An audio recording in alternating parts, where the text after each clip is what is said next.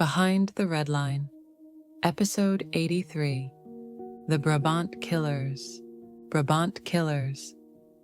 Belgium, 1982 to 1985. Some crimes explain themselves almost immediately. Even the worst ones usually reveal a motive if you dig long enough. Money, jealousy, ideology, desperation. The Brabant killings offered none of that. They arrived already stripped of meaning, like violence in its rawest form, uninterested in justification. Between 1982 and 1985, Belgium experienced a sequence of attacks so erratic and brutal that the country never fully recovered from the psychological damage.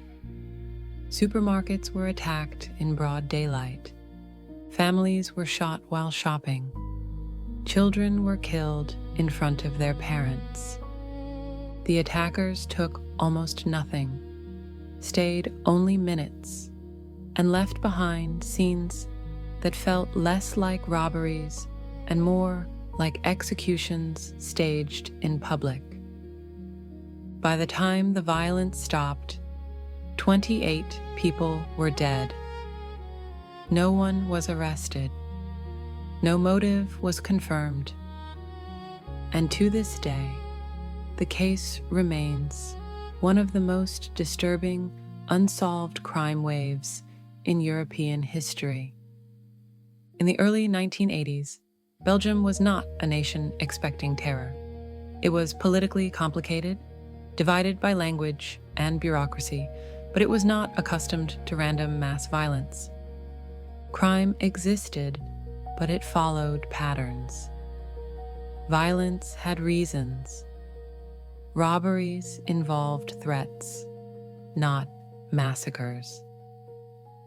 The idea that armed men would enter a grocery store and begin shooting without warning felt unthinkable.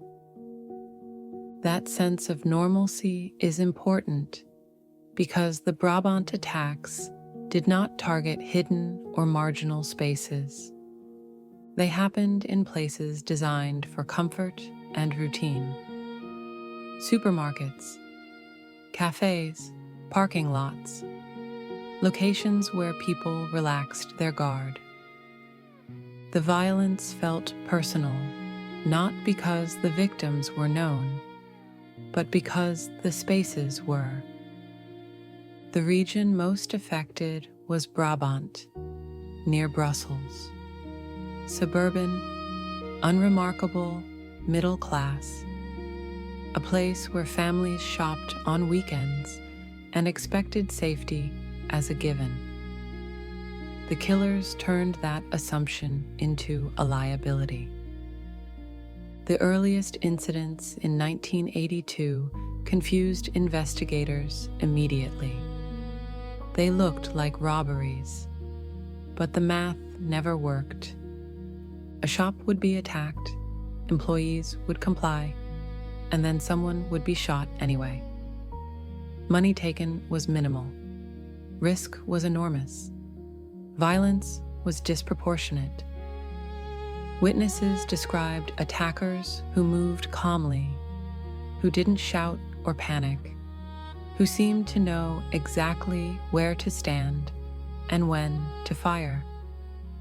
These were not desperate criminals improvising under pressure. This was disciplined violence. Still, police treated the early cases as isolated incidents. Different jurisdictions handled different scenes. Evidence was cataloged inconsistently. No central theory emerged because no one wanted to believe what the pattern suggested, that something entirely new was happening. As the attacks continued, something deeply unsettling became clear.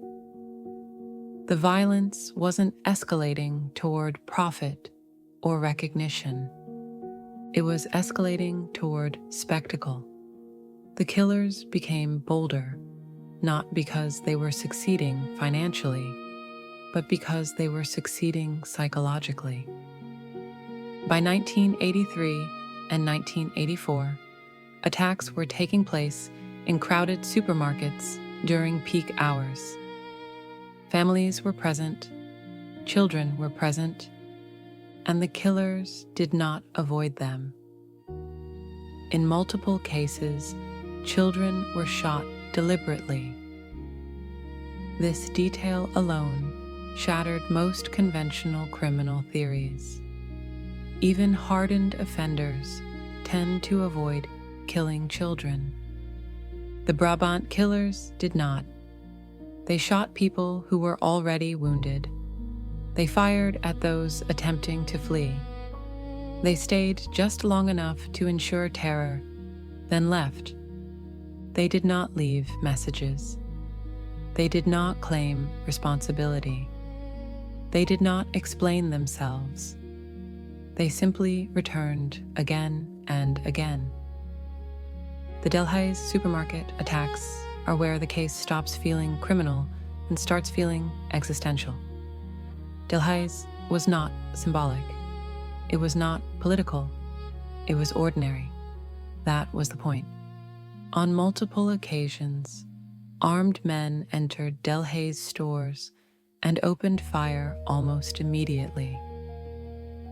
Witnesses described an eerie calm. No shouting, no hesitation, just methodical shooting. Some victims were hit at point-blank range. Others were gunned down as they ran. The killers did not rush. They did not appear nervous. They exited cleanly, leaving behind scenes of chaos that felt less like robberies and more like rehearsed massacres. Belgium changed after this. People stopped shopping at night. Parents avoided stores altogether. Fear did not spike and recede. It settled in. The idea that violence could appear anywhere, without warning or reason, became part of daily life. Over time, witness descriptions began to converge, though never clearly enough to identify anyone. 3 figures appeared repeatedly in testimony. A very tall man, physically imposing, often described as the primary shooter.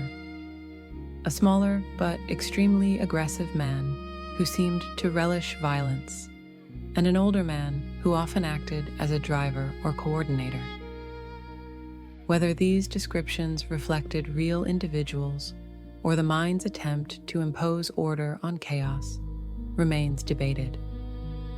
What matters is that the attackers appeared coordinated. They communicated efficiently. They withdrew strategically.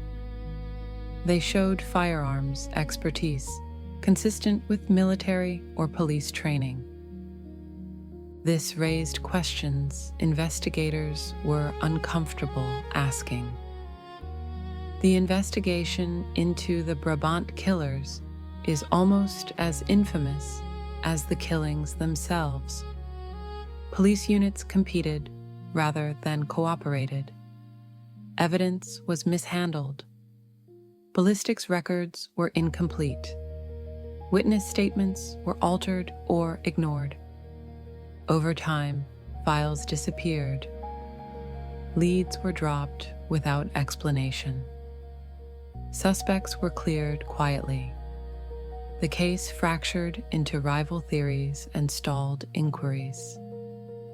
What began as incompetence started to feel like obstruction. As years passed, suspicion turned inward. Why were obvious connections missed? Why were certain suspects protected? Why did the investigation seem to collapse under its own weight? The idea that this was merely a failed investigation became harder to believe. Because official explanations failed, unofficial ones filled the void. Some theories suggest far-right paramilitary involvement, pointing to Cold War tensions and extremist groups operating in Belgium at the time. Others focus on NATO stay-behind networks, secret anti-communist cells accused in other European countries of staging violence to destabilize societies. There are theories involving organized crime, though the lack of profit undermines them. Others suggest rogue law enforcement or military personnel acting with impunity. None of these theories have been proven. None have been conclusively disproven. That uncertainty is the most corrosive part of the case. Decades passed, witnesses aged, suspects died, evidence degraded. The statute of limitations approached, then was controversially extended. Still, no arrests. For the families of victims, the violence never ended. It simply lost its urgency in the public eye. They watched as governments promised justice and delivered silence. Belgium never received closure. It received paperwork. The Brabant Killers are terrifying, not because they were clever, but because they were unnecessary. They killed without gain, without message, without explanation. Their violence was not a means to an end. It was the end. And that suggests something deeply unsettling, that terror does not always need ideology, desperation, or madness. Sometimes it only needs opportunity, discipline, and silence. The Brabant Killers never explained themselves. They never justified their actions. They never tried to be understood. They demonstrated something far worse than motive. They demonstrated fragility, how quickly normal life can be punctured, how easily safety can be stripped away, how long institutions can fail without consequence. Behind the Red Line exists to sit with crimes like this, not to solve them, but to refuse to let them dissolve into abstraction. Because some violence doesn't want to be understood. It wants to be remembered.